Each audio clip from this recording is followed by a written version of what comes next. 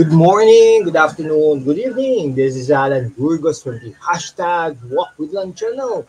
Welcome and welcome back to our channel. Guys, if you are not yet subscribed to our channel, please do it so now so that you can be a part of this family. We are now growing. We are now 7,878 subscribers. Konti na lang guys, mag-8,000 subscribers na tayo. Maraming salamat po sa inyong lahat. Mahal na mahal ko po kayo. I love you all. So, pag-usapan po natin today ay yung kay Dilima, no? Ay nako, talagang hindi po kinaya ng mga ng anong tawag doon? Hindi po kinaya ng mga Duterte si dating secretary ng Department of Justice, Leila de Lima, no? Talagang wala, hindi nila nakaya dahil ngayon nakakatayo pa siya at hindi lang nakakatayo kundi malaya na. Complete na malaya na siya, no? Talagang ay nako. Ito hindi lang po to former DOJ secretary pero former senator din po siya, no? Talagang susugurin daw niya, no? Babalikan daw niya yung mga taong talagang nagano siya, no? Yung mga taong ikinulong siya ng almost 7 years, no? Talaga namang ay nako, hindi talaga makamove on si secretary, no? Hindi makamove on si Secretary De Lima, no? Hindi pa tayo talaga hindi kinaya, no? Si Secretary De Lima ng mga Duterte. No, hindi niyo ko kinaya, nakatayo pa rin daw siya, nakatindig pa rin. Sana ma-realize mo Duterte, no? Wow, talagang malaking kamalian yung ginawa niyo. Yan, yari ka. No, yari ka Duterte kay De Lima.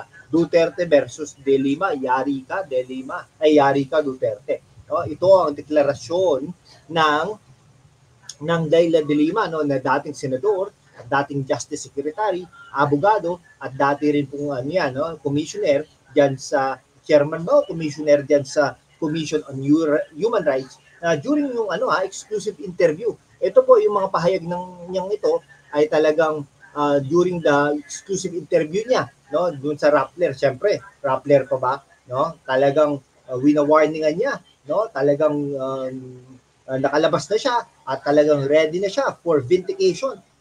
Hindi po sa mga termino ng iba, kundi termino po niya, no? Ay nako, kasi po si Secretary de Lima ay talagang in-accuse po yan allegedly na inaalaw niya yung illegal drugs diyan na mag-proliferate diyan sa Bilibid prison, no? During his during her being a secretary para i-fund yung 2016 senatorial campaign niya, no? She was humiliated, no, during yung congressional probe noong 2016, no? She faced 3 drug charges and disobedience case and spent her entire Senate term in detention. Hindi naman entire term, kayo naman mali naman yan, Rappler, no? May mga panahon na nakakalaya pa siya pero De Lima almost lost her life after being held hostage while under police custody in 2022. Sobra, muntik na noong 2022, no? So all this information, misfortunes, fell on De Lima after she criticized si Rodrigo Roa Duterte kahit nung mayor pa siya, no? Nung commissioner, justice secretary, nung mayor, etc. Nung mga ganung panahon, no? Talagang galit na galit yan, talagang inaatake niya, no? Talagang itong war on drugs ng ating dating Pangulo ay talaga pumatay close to 30,000 people. Pero alam niyo po ba, na tumahimik naman ang bansa, okay? Kung drug addict ka, siguro drug pusher ka, baka malamang sa malamang, di ba? Pero saan? Yung mga hindi naman drug pusher at drug addict, buhay pa naman di ba? Pero ito si De Lima ay nag-survive ng 7 years of detention. Grabe. Biro matatag ito, no? Nandun ka lang, babae ka, no? Nandun ka lang. Ay, nako, mahirap din. Kaya pinaparangalan din natin ang kanyang tibay ng dibdib, tibay ng loob. No? Talagang sabi niya, she has forgiven daw her tormentors na rin. No? Yan. To extend the same to Duterte, however, would require divine intervention. Ay, dapat mapagpatawad ka na rin, no, Secretary de Lima. Pero syempre, kung tayo rin naman ang nasa katayuan ni Secretary de Lima, baka mas worse pa doon ang magawa natin, di ba? Hindi daw ready si De Lima na gawin yan. no? Talagang hinihintay pa niya and God's grace to be able to do that, no? Yon. Tapos naman last June 24 po kasi, no, ang Muntinlupa City Regional Trial Court Branch 206 ay inakwit na siya, no? Doon sa last drug case niya. No? So, technically, judicially, she is now completely a free woman after being granted only provisional liberty last 2023. Ngayon, okay na, no? Talagang ano na. So, De Lima is firm about going after Duterte and others who were behind her unjust detention. Grabe. Galit na galit, no? So, the dismissal of her cases prove that all complaints and allegations against her were fabricated. Ayun, no? Siyempre, gano'n naman talaga ang sasabihin nila, no?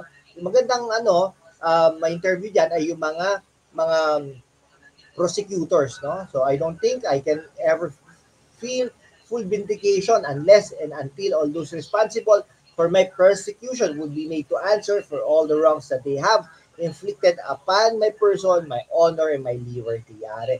Lahat ng mga naging justice secretaries ng Duterte administration, no? Lahat ng mga ombudsman, baka gano'n, no? Lahat ng mga judges, lahat ng mga nag-handle nito, no? Lahat ng mga prosecutors, no? Si Bato de la Rosa, si Mocha Uson, si Panelo, si Roque, si Duterte, lahat yan, no? Pwedeng pananagutin ni De Lima. Ay, nako. Talagang no, sweet revenge. Okay? No, talagang ito sabi pa ng mga prosecutors said they are contemplating whether or not they would file a motion for reconsideration, but it would be difficult for them to do so since appealing an acquittal would amount to double jeopardy unless they can prove there was a mistrial. Yun, no? Ewan ko, kaklase niya ba to si ano? Ay, nako. Ayun, the former Commission on Human Rights chairperson turned Justice Secretary recounted her long and hard-fought court battle. She sought the Supreme Court's help to nullify her arrest warrant, but she was unsuccessful. Only 6 magistrates sided with her. Senior Lonen, Kagiwa, Justice Secretary, former Chief Justice Sereno, and retired Magistrate Senior Antonio Carpio, Bernabe, and Francis Ardelesa. Siyempre, mga ano niya yun, kasama niya yun, no? Lonen described De Lima's case as quintessentially the use of the strong arm of the law to silence dissent.